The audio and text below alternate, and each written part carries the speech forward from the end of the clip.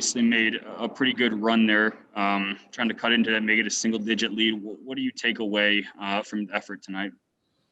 Well, it was good to finally find a group that competed and gave ourselves a chance. I thought, there were stretches there, especially in that first half, where we didn't compete. We got our ass kicked on the glass again in the first half. They rebounded us 25-11 in the first half. First half, we had 9 turnovers for 18 points. I think they had 10 threes at halftime. Second half, much better on the rebounding, Mike, much better with the turnovers. But you can't play 3 quarters in this league and expect to win.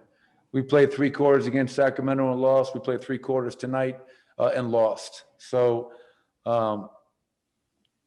playing hard isn't something that should be rewarded. That should be a given. And again, rebounding is effort. It's fight. It's competing. And I don't know. We're 0-2, and we have a ways to go to get out of this. Next, we'll go to Kendra Andrews. Michael, you mentioned those 10 3-pointers that they had by halftime. Was that just them shooting the lights out, or was it something that you guys were missing? I'm sure when you make that many, and they had 19 for the game, you're not going to beat anybody. The funny thing on that, I don't know what the Laker-Dallas game was, but I looked at the 3 box scores from the early games today. Miami beating New Orleans, Milwaukee beating Golden State, and Brooklyn beating Boston. And the thing that jumped off the page in all 3 of those games was the 3-point shooting. And the teams that won those games, and rather easily, I might add, were the team that dominated the 3-point line. And that was the same thing tonight. They were 19 of 38 for 50%. We were 11 of 36 for 31%. But I think it was off offensive rebounds. It was off driving kicks. It was off of broken assignments, not doing your job, over helping, all that and everything above. Next, we'll go to Harrison Wind. Hey, Michael, they obviously added Serge Ibaka this offseason. You guys didn't go against him in the playoffs last year. When he was getting going in the pick and pop and Paul George was finding him a lot, it just seemed like he made a big factor tonight. How does he kind of change just the dynamic of what they're doing? No shooting.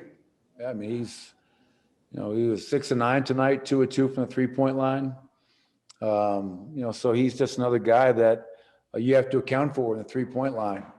And when you have Paul George and Kawhi Leonard, and on that note, I hope Kawhi Leonard is healthy and safe and is not too badly injured. I didn't see the replay of what happened, but hope Kawhi is all right. Class act.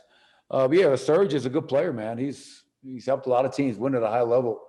And as you mentioned, we had some poor rotations on his pick and pop, and he made a couple of big baskets as we were trying to cut into that lead. So very good acquisition for an already stacked team. I will go to Katie Wingy next. Coach, forgive me for if you've already been asked about this, but when you're animated and you're up and moving and defending with your guys on the sideline, you did that a little bit in the second half when it felt like you had an energy boost. What does that do for your guys and your team when you're out there basically defending from the sidelines? I'm not sure. I mean, I think that I'd love to hear the players answer that. I'm just trying to do anything I can as a coach to get our guys going. As you mentioned, we were really flat at times. We had some guys that looked like they were barely breaking a sweat, just kind of playing, but not playing hard, competing. And it was nice to finally find a group that, and I would put Isaiah Hartenstein in that group.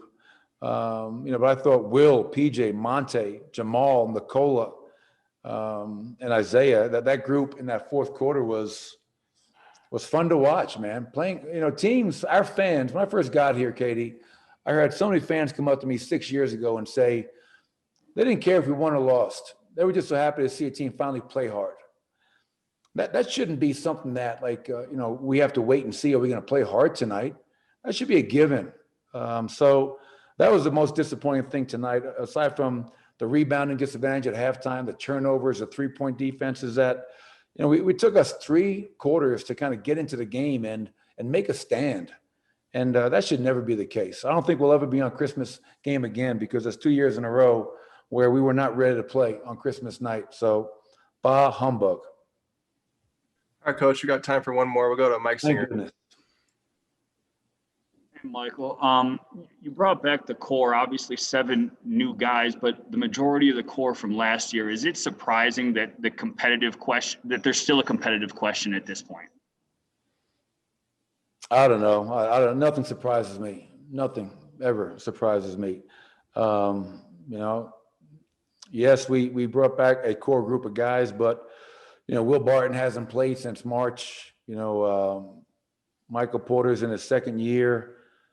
It's a different team. It's not the same team as last year, and that's where I'm not going to compare our team to last year a lot. This is a new season, a new team, and new challenges. So the bottom line is, I guess my job as a coach is to find a group that is going to compete and give ourselves a chance. And, we're 0-2.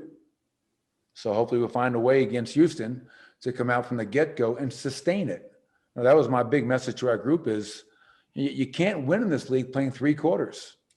As I mentioned earlier, I mean, the third quarter against Sacramento was a joke. Tonight, the second quarter was a joke. They got whatever they wanted. So, that's just, that's not going to get the job done. So we'll watch the film, we'll look at it, and hopefully we'll be better off and we can try to get our first win of the season in our next game. Appreciate it. Thanks, Coach.